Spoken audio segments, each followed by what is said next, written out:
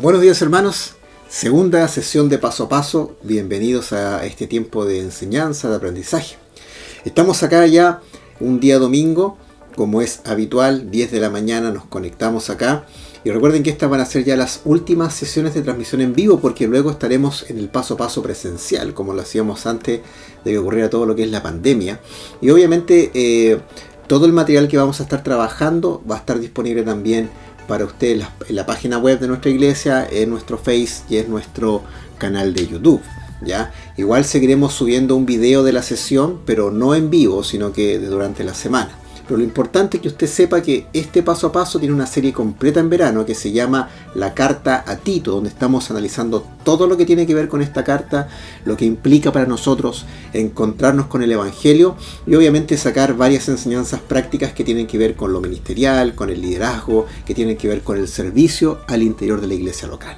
Así que comparta esta publicación, coméntela, deje su saludo por ahí. Y comenzamos ahora oficialmente la segunda sesión de Paso a Paso en esta serie llamada La Carta a Tito.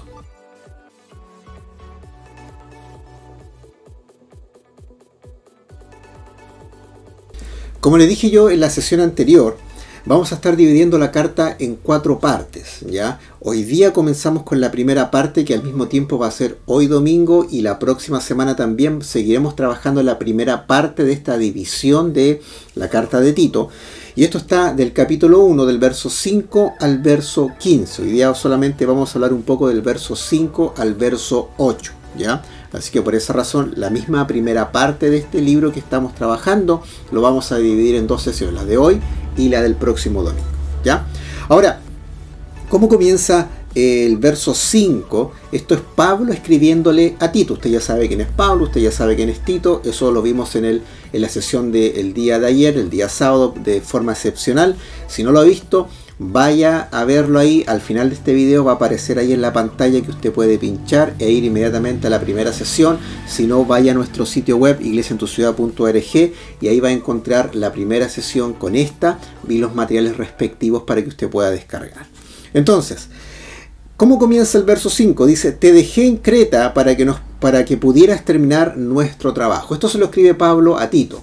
Entonces, Creta es el lugar donde estaba Tito ministrando, sirviendo en su iglesia local como líder, como pastor, y Pablo le da el siguiente recordatorio. Le dice: oye, yo te dejé ahí para que tú pudieras terminar lo siguiente. ¿Qué era el trabajo que tenía que terminar? El nombrar u ordenar, en realidad, ancianos para el liderazgo de la iglesia, ¿sí? Ahora, no es lo mismo que usted trabaje junto a otra persona que usted le pueda inspirar, una persona que usted le pueda enseñar, que le pueda guiar. Y eso siempre es bueno, hágalo. Si tiene la oportunidad de trabajar junto a alguien en la iglesia local, hágalo. Igual que Josué con Moisés, ¿no es cierto? Usted apégase a esa persona, aprenda todo lo que pueda, porque en su momento llegará su momento ministerial. Mientras tanto, usted déjese pastorear, déjese liderar, déjese enseñar. Sí, esa es la mejor forma de ministrar y poder servir a la iglesia local cuando uno está aprendiendo, ¿sí? Pero una cosa es que usted se deje guiar por alguien y usted esté siguiendo a alguien que tiene una labor a cargo, y otra cosa muy distinta es que usted esté a cargo de esa labor o esté a cargo de alguna función o responsabilidad dentro de la iglesia. Y eso es lo que le pasó a Tito. Llegó un punto en que Pablo ya le encomendó una tarea específica y donde Pablo no estaba ahí físicamente, Pablo no estaba ahí presencialmente, entonces a la distancia le estaba dando ciertas instrucciones donde Tito tenía que hacerse cargo. Tito era el responsable de lo que estaba pasando ministerialmente en ese momento en la comunidad cristiana de Creta. Ahora, esto no es una tincada de Pablo, no apareció de la nada y dijo: ya, a ver, ¿a quién tengo? A Tito, ya a Tito le mando esta misión. No fue así. Lo que la Biblia nos dice es que Tito trabajó muchas veces con Pablo. Yo ya le mencioné eso en la sesión anterior, en Corinto, en el tercer viaje misionero. Entonces, Tito ya tenía un bagaje junto a Pablo, sabía cómo trabajar bajo el alero de Pablo, pero era el tiempo en que Tito asumiera su ministerio, él ahora, sin Pablo presente. Obviamente, Pablo, como buen mentor espiritual, como apóstol, como maestro, siempre iba a estar pendiente y enseñando algo, pero ya era responsabilidad de Tito lo que estaba sucediendo en la iglesia de Creta.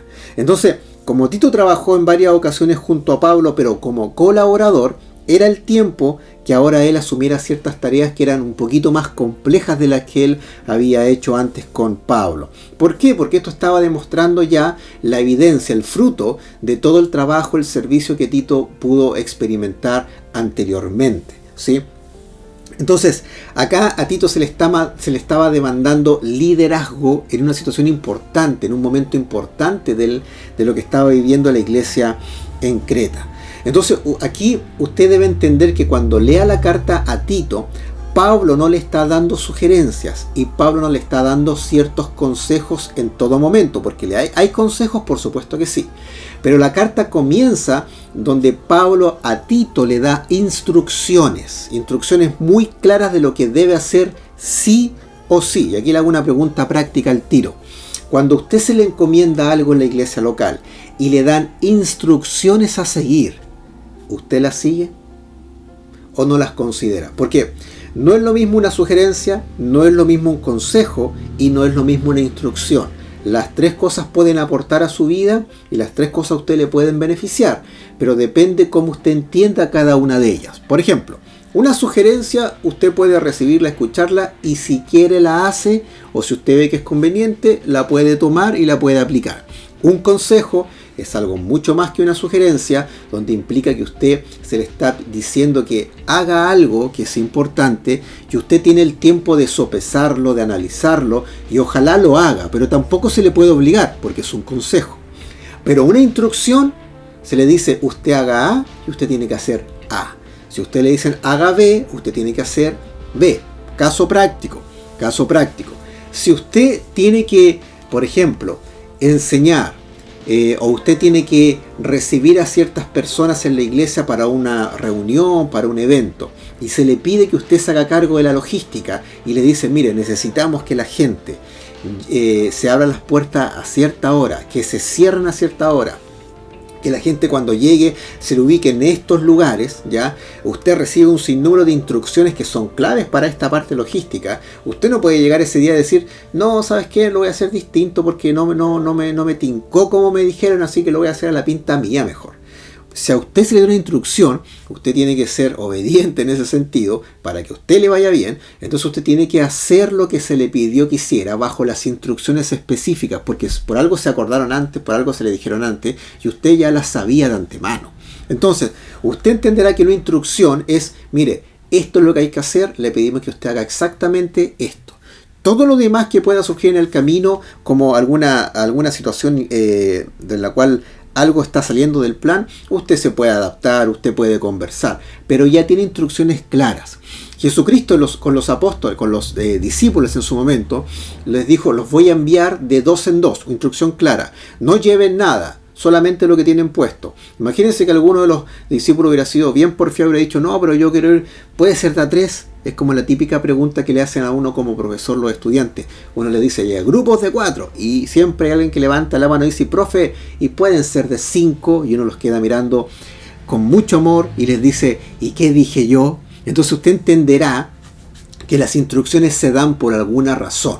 Jesucristo le dio instrucciones claras a sus discípulos al inicio y al final del momento en el cual, antes de que llegara Pentecostés en realidad, y al final de los días acá de Jesucristo en la tierra, antes de ascender, les dio las siguientes instrucciones: no se muevan de aquí, porque cuando venga el Espíritu Santo, y ellos fueron obedientes, no todos, pero fueron obedientes varios de ellos en seguir esa instrucción, y gracias a esa obediencia, a esa instrucción, el Espíritu Santo vino sobre ellos, y usted ya conoce lo que sucedió en Pentecostés.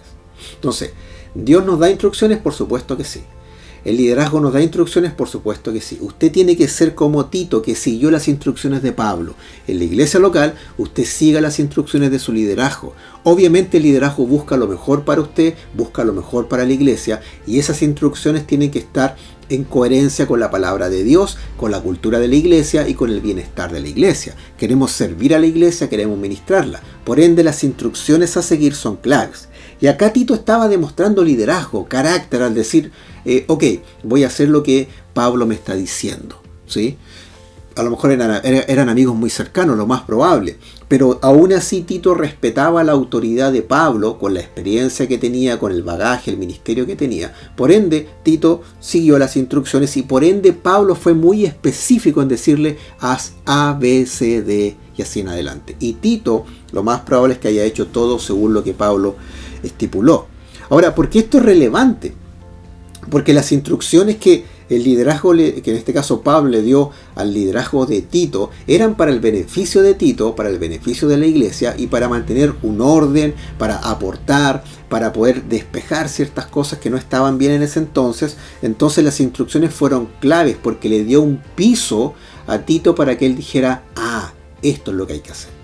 Cuando usted se le dan instrucciones, no es que a usted se le esté tratando como que usted no supiera nada, no, sino que se le está dando un buen piso de ayuda para que usted sepa dónde empezar, por dónde moverse y de ahí en adelante usted va construyendo en la medida en que Dios le va abriendo más oportunidades. ¿Sí? El que usted reciba instrucciones de parte de su liderazgo no significa que usted tiene que anular su razón, su parecer o sus opiniones, para nada. Usted las puede comentar, usted las puede compartir ahí con las personas con las cuales usted está trabajando. Pero también es importante que usted entienda que las instrucciones que se le dan son relevantes para el funcionamiento de la iglesia local. ¿Sí? Entonces, con el tiempo usted va a entender que usted va a ser el que va a dar las instrucciones. ¿Para qué? Para bendecir, para servir a su iglesia local. ¿Sí? Uno no da instrucciones por dar instrucciones, uno no da instrucciones para que la gente diga aquí mando yo, para nada, ¿sí? O para que los demás me hagan caso. No es la motivación de esto. Uno da instrucciones porque uno quiere asegurarse que el trabajo se haga de una forma determinada.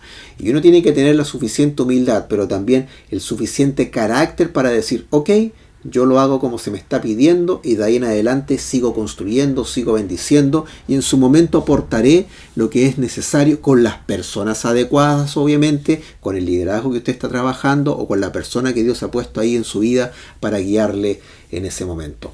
Ese diálogo es de mucha bendición, pero usted y yo debemos aprender a seguir ciertas instrucciones que son claves para el funcionamiento de la iglesia local. Por eso, algunas preguntas prácticas. Mire, ¿usted ha tenido la oportunidad de hacerse cargo de alguna labor dentro de la iglesia local? ¿Cómo ha sido esa experiencia? ¿Usted lo recuerda? ¿Fue grata? ¿No fue tan grata? ¿Le costó? ¿Tuvo miedo? Ahí es importante que usted lo tenga ahí presente. ¿Cómo se siente cuando usted trabaja con alguien que le inspira, con alguien que le enseña constantemente? ¿Qué pasa por su corazón, por su mente? ¿Sí? ¿Usted qué cualidades ministeriales cree que posee para ciertas labores dentro de la iglesia? Es una pregunta muy importante que hay que hacerse. Señor, ¿cuáles son las capacidades espirituales que me has dado para yo desarrollar ciertas habilidades? Yo siempre digo lo mismo. Si nosotros fuéramos servicios de comida, un tenedor, un cuchillo, una cuchara, y Dios nos diseñó para hacer cuchillo, y con el cuchillo usted puede cortar carne, cortar varias cosas que son más sólidas, no insista en ser cuchara. Porque con un cuchillo es complicado comer una sopa, por no decir peligroso, ¿sí? Y con un tenedor más aún. Entonces, si a usted Dios le ha dado una forma, eso tiene que ver mucho también con las características, con las cualidades ministeriales que usted posee. Por ende, usted es bueno que las identifique con la ayuda de Dios, conversando con otras personas, y en base a eso vaya descubriendo cuál es el área ministerial que Dios le ha dado a usted, ¿sí? Entonces, aquí hay una pregunta más importante. ¿Cómo es usted para seguir instrucciones de los líderes de su iglesia local? ¿La recibe bien? ¿No le gusta que lo mande? Porque yo escuchaba, a mí no me gusta que me mande. No, yo sí te escucho la instrucción, pero no te voy a hacer caso. ¿Cómo es usted para recibir ciertas instrucciones? ¿Las recibe con agrado? ¿Se incomoda? ¿O hace el intento a pesar de? Porque créame, a veces van a haber instrucciones que se nos van a dar dentro de la iglesia local que a lo mejor no van con uno, no es mucho lo que uno está de acuerdo, pero cuando uno lo ve en el plano general, que tiene que ver con el bienestar de la iglesia, con bendecir, con servir a la iglesia, uno se somete, uno por lo menos aprende a seguir esa instrucción por amor a mis hermanos. Créame, no siempre es grato, no porque sea algo malo, sino porque es un tema nuestro de corazón. Pero es necesario que alguien nos dé ciertas instrucciones de vez en cuando porque eso nos da un buen piso de arranque, un buen piso para movernos y nos enseña justamente a desarrollar carácter espiritual al momento de servir a otras personas. Así que, fíjese lo que le dice Pablo entonces a Tito: te dejé en Creta para que pudieras terminar nuestro trabajo. Eso equivale que Dios a usted le diga: te puse en iglesia en tu ciudad para que pudieras comenzar o desarrollar o terminar un trabajo específico. Y en ese trabajo específico usted está recibiendo cierta instrucción, ya sea bíblica, ya sea ministerial, ya sea práctica, ya sea muy doméstica, pero hay instrucciones que están llegando a su vida. ¿Cómo las está recibiendo? ¿Cómo las está aplicando? De eso depende el desarrollo y cómo potenciar su carácter a nivel espiritual.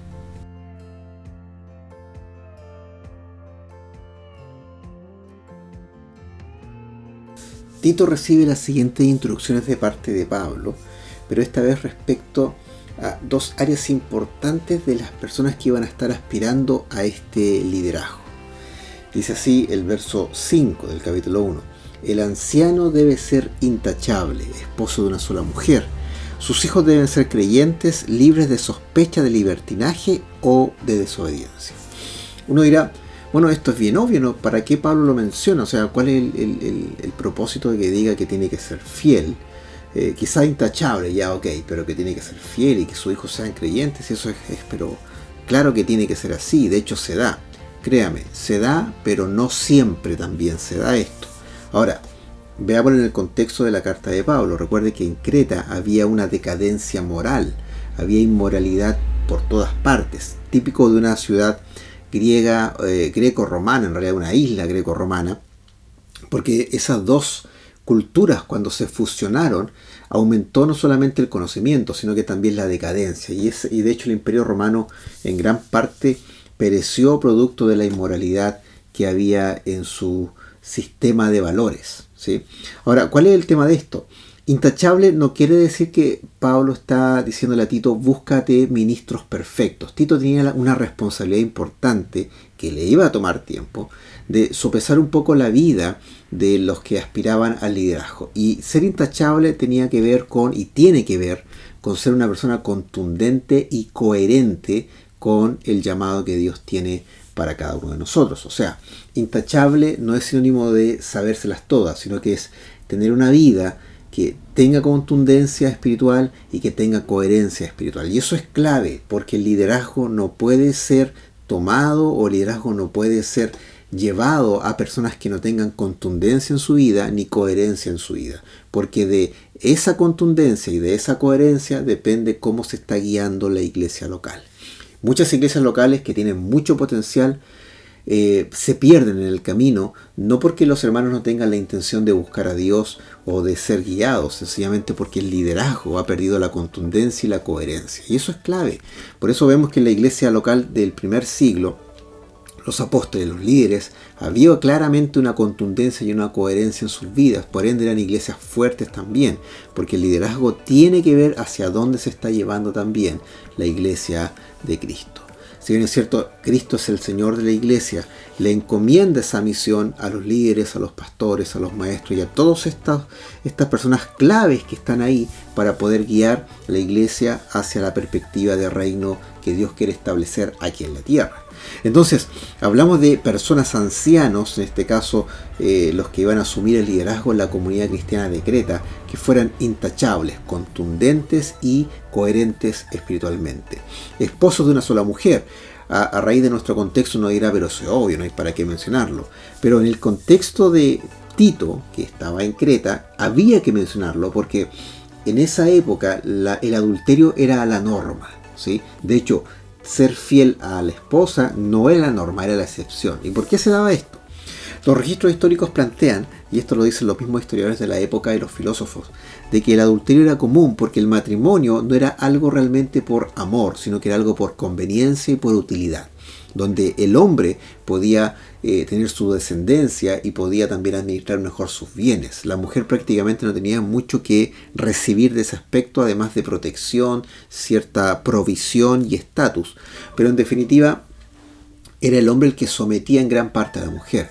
Abandonaba a la mujer en muchos aspectos, la mujer quedaba sola y se daba mucho el tema de que habían jóvenes griegos y romanos que iban a las casas de estas mujeres casadas y se involucraban con ellas sexualmente. Entonces el adulterio era algo normal. Los hombres muchas veces no hacían mayor problema con eso. Entonces había una inmoralidad tremenda incluso dentro de las familias. Los hijos crecían viendo eso y se repetía el patrón. Entonces, cuando Tito recibe esta instrucción, él tenía que sopesar también el carácter de estos líderes respecto a la fidelidad, ¿sí? Ahora, también habla de los hijos. Los hijos deben ser creyentes, libres de sospecha, libertinaje o desobediencia. ¿Y esto qué tiene que ver también con el ministerio? Si entendemos que liderar o guiar o ministrar en la iglesia local, estamos ministrando la casa de Dios, es también la coherencia que se necesita y la contundencia, que estemos primero también liderando y guiando en nuestra propia casa, que en este caso es la familia. Ahora, también es claro de que no siempre los hijos están bajo el mismo ritmo de los padres que están liderando o ministrando en la iglesia. Pueden haber ministros muy contundentes y coherentes en su labor ministerial y pastoral, pero a lo mejor sus hijos no están siguiendo ese ritmo y hay algún problema donde sus hijos no están mostrando un estilo de vida que agrada a Dios. Y hay procesos que los hijos tienen que vivir también, porque esto no es automático, no es que porque el papá y la mamá estén sirviendo a la iglesia, el hijo también o la hija también. No es tan express o tan mecánico como eso. Esto tiene que ver con que los hijos también tienen que vivir procesos de vida. Los padres son los primeros responsables en que ellos tengan un proceso de vida que les acerque a Dios. Por eso una pregunta para los padres que nos están viendo ahora. ¿Qué están haciendo ustedes para que sus hijos tengan un encuentro con Cristo? Esa es la labor número uno que un padre debiera ocuparse respecto a la vida espiritual de sus hijos, ¿sí? Y es responsabilidad nuestra, no de la iglesia. Y usted dirá, ¿pero cómo? Si la iglesia se le enseña eso. Por supuesto que sí, pero la iglesia, sus hijos asisten ¿cuánto? ¿1 hora? ¿1 hora y media? Si usted le suma la conexión a cierto estudio, un paso a paso, ya 2 horas más, son 3 horas compitiendo con toda la semana que están junto a ustedes, ¿sí? Donde realmente ellos van a ver un acercamiento a Cristo, viene desde las vidas de ustedes como padres, pero luego en las conversaciones, en la forma en la cual ustedes les van acercando y van moldeando un poco su perspectiva de vida en función de lo que Dios quiere para ellos. Ahora, esa responsabilidad es nuestra. ¿Dios puede usar a otras personas? Por supuesto que sí. ¿Dios usa la iglesia para que nuestros hijos tengan encuentros con Jesucristo? De todas maneras. Pero la responsabilidad sigue siendo nuestra como padres. Entonces, entendiendo que no todas las realidades son iguales y que hay familias que no están en el mismo piso espiritual, donde hay padres que están sirviendo, hijos que no, y a veces al revés, aquí hay un caso aparte, hijos que sirven y padres que no, pero en este caso, lo que estamos viendo acá con Tito, es importante y relevante entender de que en esa época no tenía mucho sentido que hubiera un anciano hablando de integridad o de prudencia en la vida, de tener una vida conforme al llamado de Dios, cuando sus hijos mientras tanto en paralelo andaban por las calles de Creta divirtiéndose a lo grande, ¿no es cierto?, de forma desenfrenada y no obedeciendo a nadie ni a nada. Obviamente eso iba en desmedro del ministerio de estos líderes. Por esa razón era importante de que los ancianos, en este caso los que aspiraran al liderazgo, tuvieran esa parte zanjada o por lo menos en un buen camino en donde sus hijos estaban sometidos a la autoridad de ellos como padres y iban a hacer un aporte también ministerial a sus vidas, pero también a la iglesia. Entonces, por esa razón Pablo pide a Tito, oye, que los hijos sean creyentes y que no anden en esta faceta de libertinaje y de desobediencia. Todo lo contrario, que sean hijos prudentes, hijos que obedezcan a sus padres en primera instancia. Eso claramente siempre es un aporte para el ministerio que usted está ejerciendo. Entonces, si usted está ejerciendo un ministerio, hay un ministerio primero que tiene que estar ejerciendo constantemente y es el de su familia. Procure que sus hijos estén en la línea que Dios quiere que estén, en la perspectiva que Dios quiere que estén, porque en algún momento ellos van a despertar al llamado que Dios tiene para sus vidas, pero el que va a ir fomentando y creando ese camino en gran parte es usted, en este caso como esposo, como esposa, como papá, como mamá. Somos los responsables que nuestros hijos tengan un encuentro con Cristo hasta que ellos tomen una decisión personal y voluntaria y consciente sobre la salvación que ellos necesitan. Así que estas cualidades o estos requisitos eran bajo el contexto de Creta, de esa decadencia moral, pero que también se aplican hoy en día a nuestra vida. Y esto tiene que ver netamente con el aspecto familiar de el líder o del ministro o ministra que en este caso está ejerciendo alguna función dentro de la iglesia. Pero Pablo no se queda ahí, le da otras características a Tito, y Tito tenía que estar velando por esto, observando y conversando, orando y trabajando obviamente con la comunidad cristiana de Creta. Porque luego Pablo le dice a Tito, y le vuelve a repetir, el obispo tiene a cargo la obra de Dios. En una versión popular dice, porque el anciano está administrando la casa de Dios. Y esto es clave porque los que buscan o aspiran a un llamado de liderazgo o de responsabilidad importante dentro de la iglesia deben entender de que no están aspirando a hacer algo, sino que están aspirando a administrar la casa de Dios. Y administrar tiene que ver con entender que la iglesia es de Jesucristo, no nos pertenece a nosotros, ¿sí? Todo lo que tenemos, un llamado, ministerio, dones, le pertenece también a Jesucristo. Él nos regaló eso, nos prestó eso, lo usamos como si fuera nuestro, pero luego le rendimos cuenta a nuestro Señor, que es Jesucristo. Entonces, todo lo que nosotros hagamos en la iglesia local, de la forma que sea, en lo privado y en lo público, le vamos a tener que rendir cuentas a nuestro Señor Jesucristo. Esa es la forma. Entonces, bajo esa perspectiva, luego dice, por lo tanto, y él lo repite, debe ser intachable. Y aquí agrega varios requisitos que tienen que ver con el área público de la vida de cualquier persona. No arrogante, ni iracundo, ni borracho, ni violento, ni codicioso de ganancias malavidas. No arrogante, porque la arrogancia es el enemigo número uno de un ministerio, de un ministro y de la iglesia. Si yo soy arrogante en el servicio a Dios, obviamente voy a perder de foco completamente lo que estoy haciendo y voy a creer que yo estoy ahí porque me lo merezco, por mencionar una implicancia. Voy a empezar a mirar a los demás en menos. Voy a creer que el servicio en la iglesia local que yo estoy aportando se lo merecen solo algunos y no todos. ¿Se entiende? Vamos a creer de que la arrogancia, yo no me equivoco en nada. Entonces cuando yo me equivoque no voy a admitir mis errores. O que me equivoco muy poco. Así que es como lo mismo que no equivocarse en nada. Y eso es arrogancia. Usted la podrá disfrazar, usted podrá decir que no es así, pero si está bajo esa lógica, hay un corazón arrogante ahí que no le está dejando servir como corresponde. Y eso es importante. En el trono de nuestro corazón tiene que haber un rey y se llama Jesucristo. Si estamos nosotros y no está Jesucristo, ahí hay arrogancia formándose. Tampoco podemos ser iracundos, y esto tiene que ver con que no significa que nos vamos a un poco sacudir del enojo, porque usted se va a molestar por cosas, usted de alguna forma también tiene un temperamento específico. ¿Usted sabía que el temperamento es algo biológico que se hereda de los padres o de los abuelos? Y que no es algo que podamos cambiar. Ya está ahí, no se va a ir. Usted va a ser igual de enojón o de enojona para toda la vida. Pero lo que sí usted puede hacer es tratar de controlarlo.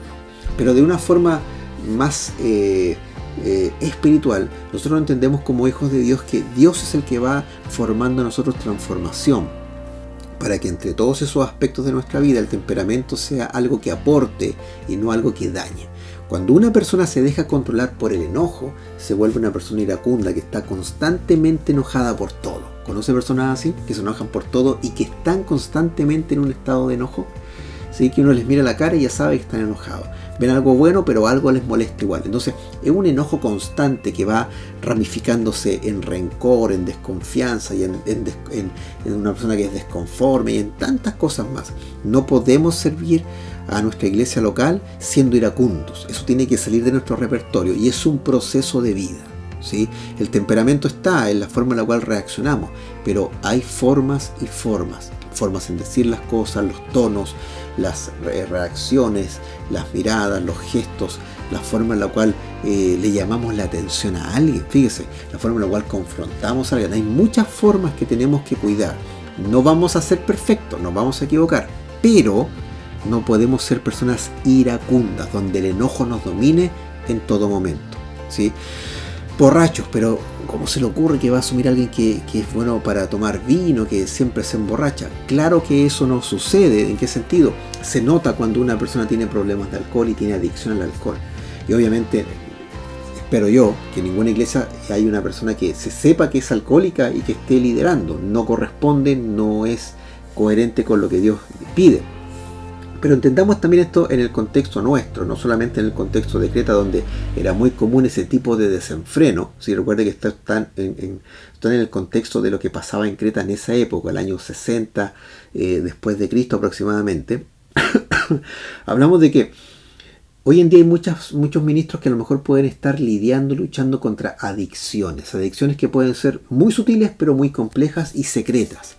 Esos ministros tienen que entender que necesitan ayuda, ya sea espiritual pero también profesional. Y esto es importante, que acudan a esa ayuda, que reconozcan esa ayuda, que se dejen ayudar, ¿sí? Porque si no, esas adicciones pueden causarle tremendos problemas a su vida, a su familia, pero también al ministerio y por ende a la iglesia local. Y eso hay que tenerlo presente. Es una realidad que está ahí. Quizás no la conversamos siempre, no hay por qué hacerlo tampoco, pero sí, si usted va a servir al Señor y Dios lo llama y sabe que hay adicciones en su corazón, usted tiene que estar colocando eso a los pies de Dios constantemente, buscando ayuda y tratando de que Dios haga todo lo que Él tiene que hacer en su vida, dejando que Dios haga todo lo que Él tiene que hacer en su vida para que esa adicción no sea un estorbo a nivel ministerial. No violento, ya esto es importante, que tiene que ver un poco con lo que sucede con el tema de ser iracundo, pero en esa época la violencia era muy común en las calles. De hecho, yo le mencionaba en la sesión anterior de que se persiguieron a muchos cristianos en esa época justamente en una de las provincias de Creta, ¿sí? Así que eso va en el contexto de esa época, pero también entender de que hoy en día también se puede ejercer violencia desde un ministerio con lo que decimos, con lo que hacemos. Ojo con eso. Y también no ser codicioso de ganancias mal habidas. Eso tiene que ver con que todo lo que llegue a sus manos a nivel económico, ya sea algo que venga desde la iglesia o algo que venga desde su trabajo o desde algún otro ingreso, preocúpese de que sea una administración correcta, una administración que tenga que ver con lo que Dios pide de usted como líder o ministro de la iglesia. En otras palabras, administre bien sus recursos económicos, no se endeude más de la cuenta, no ande pidiendo prestado y dejando a la gente sin devolver ese dinero. Ojalá no pida prestado, eso es lo mejor, ¿sí? Administre bien sus recursos económicos, no importa cuánto tenga, lo importante es administrarlo. Cuesta, a veces sí, podemos aprender muchas cosas en el camino, pero Dios tiene una provisión para su vida, pero también tiene hartas enseñanzas para que usted administre mejor eso. ¿Para qué? Para que usted no se vea envuelto ni en la codicia del corazón, ni en las ganancias mal habidas. Entonces, todo esto es requisito para que los ancianos de esa época en la iglesia de Creta pudieran aspirar y ser parte del liderazgo de la iglesia. Pero también son requisitos para nosotros, porque son bien contingentes a la luz de lo que estamos viviendo también hoy en día. Entonces, si usted se da cuenta, las instrucciones que Tito recibió no eran que él se iba a sentar a hacer audiciones de, este líder sí, este líder no, a ver, canta tú, ¿cómo canta? No se trata de eso. Era un proceso lento donde Tito también debía demostrar dentro de su propio ministerio las mismas cualidades y al mismo tiempo buscarlas con la ayuda de Dios en otras personas que iban a estar también liderando esta comunidad cristiana, no solamente una iglesia local, sino que varias iglesias que estaban ahí en la isla de Creta. Así que como usted ve, no es una lista legalista, ¿sí? Aunque rime, ¿sí? No es un listado de legalismo o de ministros perfectos que buscamos, sino que es un listado que obedecía directamente al contexto de la época, pero que también podemos usar y se usa, y yo se lo voy a mencionar después, hoy en día en las iglesias del mundo.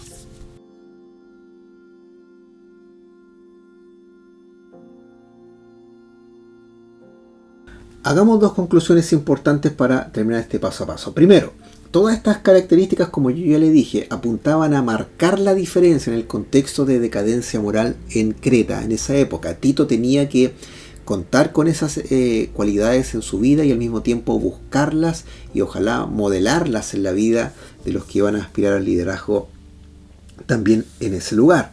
Entonces, no es un listado para el ministro perfecto, es un listado que obedecía a marcar la diferencia en ese tono de inmoralidad que había, donde los ministros, los líderes tenían que, con su vida, desde lo familiar, lo privado, hasta lo público, decir, nosotros servimos de una forma distinta. Nosotros lideramos de una manera distinta como se entiende acá en la isla, ¿sí? Nosotros tenemos estándares mayores que tienen que ver con aspectos del corazón, pero también aspectos públicos de nuestro estilo de vida.